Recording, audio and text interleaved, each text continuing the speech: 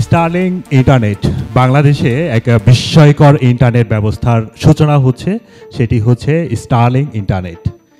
Starling ইন্টারনেটের আমরা একটি ডায়লগ দেখতে পারি, বাংলাদেশে স্টারলিং ইন্টারনেট ডিজিটাল বৈষম্য দূর করার পথে। স্টারলিং ইন্টারনেট ডিজিটাল বৈষম্য দূর কিভাবে করবে সেই বিষয়ে যদি আমরা একটু ধারণা দেওয়ার চেষ্টা করি, বর্তমান সময়ে দেশের কোনো অংশে ইন্টারনেট ব্যবস্থা আছে, কোনো অংশে নেই, আবার কোনো অংশে ভালো ইন্টারনেট বা আমরা যদি বলি ফাস্ট ইন্টারনেট ব্যবস্থা আছে, আবার কোনো কোনো জায়গায় যে ইন্টারনেট ব্যবস্থা আছে সেটা তুলনামূলক অনেক বেশি দুর্বল।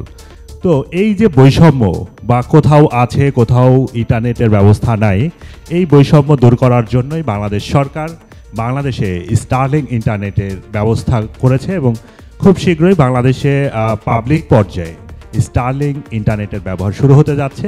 এই স্টারলিং ইন্টারনেটের বিষয়ে আমরা যতটুকু শুনেছি যে যেই খরচটা হবে সেই খরচটা নিয়ে অনেকেই চিন্তা করছে যে এত বেশি ব্যয়বহুল ইন্টারনেট আমরা কিভাবে ব্যবহার করব, এবং এই যে ব্যয়বহুল ইন্টারনেট এটি যে ব্যয়বহুল না, আসলে অল্প ব্যয় কিভাবে আপনি স্টারলিং ইন্টারনেট ইউজ করবেন সেই বিষয়টি আজকে আপনাদের সামনে দেখানোর চেষ্টা করব, এবং পাশাপাশি স্টারলিং ইন্টারনেট কিভাবে ব্যবহার করবেন, কিভাবে আপনি কোথায় পাবেন, সব কিছু আপনারা দেখতে পারবেন আজকের এই ভিডিওতে। তো শুরুতেই আমি আপনাদেরকে যেটি দেখাতে চাই সেটি হচ্ছে স্টারলিং ইন্টারনেট কি এবং কিভাবে এটি কাজ করে। আমরা যদি এই বিষয়ে আপনাদেরকে ধারণা দেওয়ার চেষ্টা করি যে স্টারলিংক হলো মূলত স্পেস এক্স কর্তৃক পরিচালিত একটি স্যাটেলাইট ইন্টারনেট প্রকল্প, যার উদ্দেশ্য হলো পৃথিবীর প্রত্যন্ত অঞ্চলে উচ্চ গতির ইন্টারনেট সেবা পৌঁছে দেওয়া। পাশাপাশি কিভাবে এটি কাজ করে এটি যদি আপনাদেরকে বলি, এটি লো আর্থ অরবিট স্যাটেলাইটের একটি নেটওয়ার্ক ব্যবহার করে সরাসরি ব্যবহারকারীর টার্মিনালে ইন্টারনেট সেবা প্রদান করে থাকে। অর্থাৎ এটি একটি স্যাটেলাইট ভিত্তিক ইন্টারনেট, যেটি স্যাটেলাইট থেকে সরাসরি গ্রাহক পর্যায়ে ইন্টারনেট সেবা প্রদান করে থাকে। কেন স্টারলিং ব্যবহার করবেন? স্টারলিং ব্যবহার করার জন্য আসলে অনেকগুলো কারণ রয়েছে। এর মধ্যে আমরা কিছু পয়েন্ট আউট করেছি, যেখানে অন্য ইন্টারনেট যায় না সেখানে স্টারলিং সেখানে আপনাকে ইন্টারনেট সেবা পৌঁছে দিতে পারে। বাংলাদেশে প্রত্যন্ত এবং দুর্গম এলাকা রয়েছে, যে সকল এলাকায় ইন্টারনেট ব্যবস্থা নেই। আপনারা জানেন যে আমাদের পার্বত্য অঞ্চল থেকে শুরু করে অনেক জায়গায় আছে যেখানে গেলে আমরা ইন্টারনেট তো দূরের কথা, অনেক সময় আমরা মোবাইল নেটওয়ার্কটাও ইউজ করতে পারি না। তো সেই সকল জায়গায়ও আপনি কিন্তু ইন্টারনেট সেবাটা পেয়ে যাবেন। এরপরে এটি কিন্তু একটি উচ্চ গতির ইন্টারনেট। আমরা সাধারণত যেই ইন্টারনেটগুলো ব্যবহার করে থাকি লোকাল আইএসপি থেকে আমরা 5 MB 10 MB 20 MB এরকম ইন্টারনেট, তারপরেও সেটি কিন্তু আমরা শেয়ার লাইন ব্যবহার করে থাকি। কোম্পানিগুলো সেখান থেকে হয়তো ডেডিকেটেড ইন্টারনেট সেবা নিয়ে থাকে, সেটিও ব্যয়বহুল। তো আমরা স্টারলিং ইন্টারনেটের ক্ষেত্রে কিন্তু অল্প ব্যয়ে কি করে এই দ্রুত গতির ইন্টারনেট আমরা সেবা পেতে পারি সেই বিষয়ে একটা ধারণা দেওয়ার চেষ্টা করি। 2025 সালে বাংলাদেশ ইনভেস্টমেন্ট সামিট এর স্টারলিং ইন্টারনেটের যে ট্রায়াল দেওয়া হয়েছিল সেই ট্রায়ালটা একটা সমীক্ষা আমাদের কাছে আছে, যে এখানে একটা রাউটার থেকে 70+ ব্যবহারকারী যখন একসঙ্গে এই ইন্টারনেটটি ব্যবহার করছিল, তখনও 170+ Mbps কিন্তু তারা গড়ে ব্যবহার করতে পারছিল। তার মানে এটি উচ্চ গতি সম্পন্ন একটি ইন্টারনেট। এটি কিন্তু আপনার video streaming, online class, gaming, virtual meeting এসবের জন্য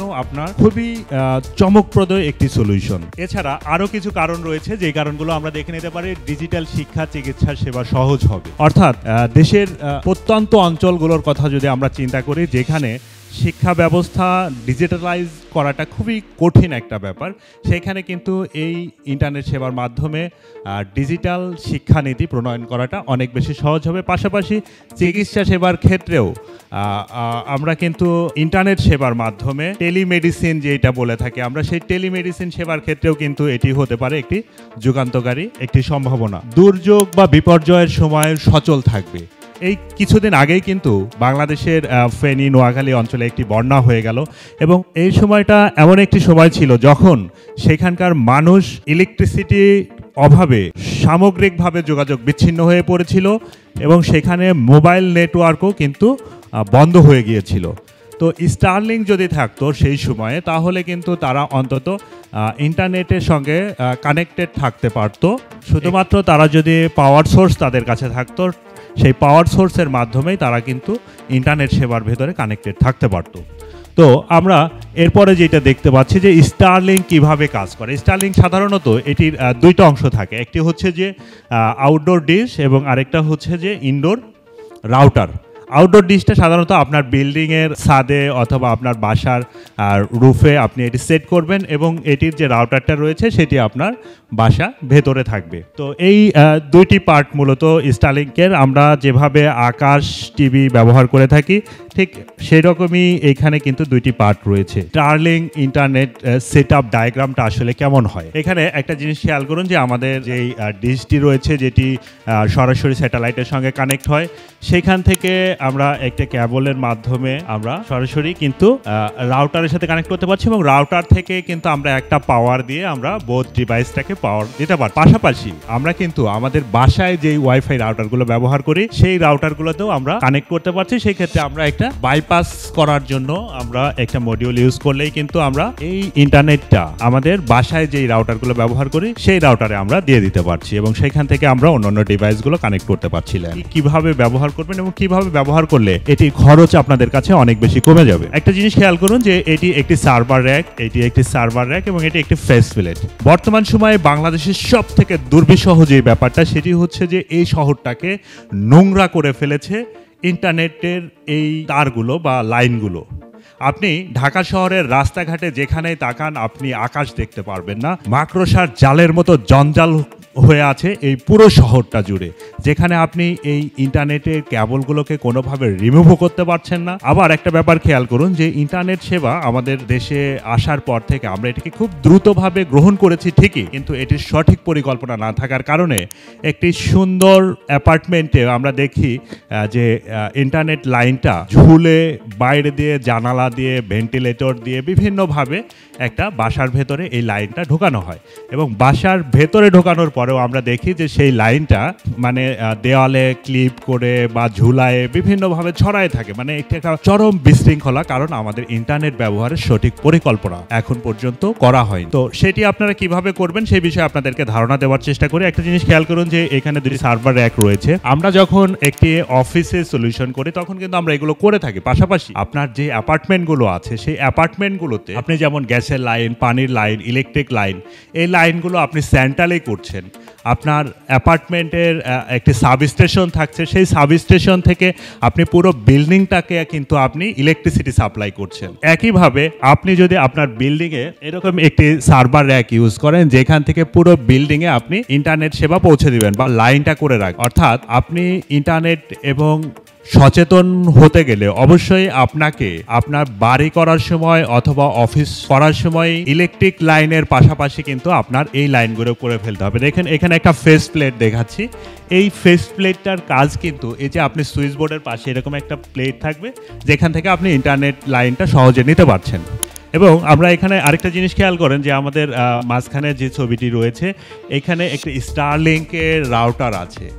তো আমরা যখন একটি রাউটার স্টারলিংকের একটা লাইন নিব, ধরুন সেটি যদি আমরা 10,000 টাকার একটা লাইন নিই এবং একটা বিল্ডিংয়ে যদি 10টা ফ্ল্যাট থাকে, তো আমরা 10টা ফ্ল্যাটে কিন্তু এই একটা লাইন দিয়ে কিন্তু আমরা দিতে পারছি এবং এটিতে আপনি পাচ্ছেন 70 থেকে 100 MBPS পর্যন্ত স্পিড, যেটি আপনি লোকাল যেই আইএসপিগুলো রয়েছে সেখান থেকে পাওয়াটা একরকম ইম্পসিবল, কারণ তারা 10-20 MBPS এর যে লাইন সেটাই শেয়ার লাইন আমাদেরকে দিয়ে থাকে। দেখা যায় আমরা 500 টাকাতে যে লাইনটা নেই সেই লাইনটা কিন্তু তারা 100 জন 200 জনকে পর্যন্ত তারা শেয়ার করে। তো এই শেয়ার লাইনে আমরা কিন্তু যথেষ্ট স্পিড পাই না। তারপরেও তারা লোকাল যে সার্ভারগুলো আছে ফেসবুক, ইউটিউব, সেগুলোতে স্পিড থাকলেও আমরা কিন্তু ব্রাউজিং স্পিড বা ডাউনলোড স্পিড অথবা আপলোড স্পিডও কিন্তু আমরা যথেষ্ট পাই না। তো সেই ক্ষেত্রে আপনি যখন স্টারলিংক ইন্টারনেটটা নেবেন এবং আপনি এই 70 বা 100 MBPS এর লাইনটা আপনার পুরো বিল্ডিংয়ে শেয়ার করবেন, আপনারা সকলেই কিন্তু একসঙ্গে দ্রুত গতির ইন্টারনেট ব্যবহার করতে পারবেন। পাশাপাশি যেটি বলছিলাম যে একটা অর্গানাইজ ওয়েতে যখন আপনি কাজটা করবেন তখন আপনার রুমের ভেতরে এরকম একটা ফেস প্লেট থাকবে, সেখান থেকে জাস্ট একটা কেবল নিয়ে আপনি আপনার রাউটারটা সেট আপ করে কনফিগারটা করে ফেলতে পারছেন, কোনো তারের জঞ্জাল থাকছে না।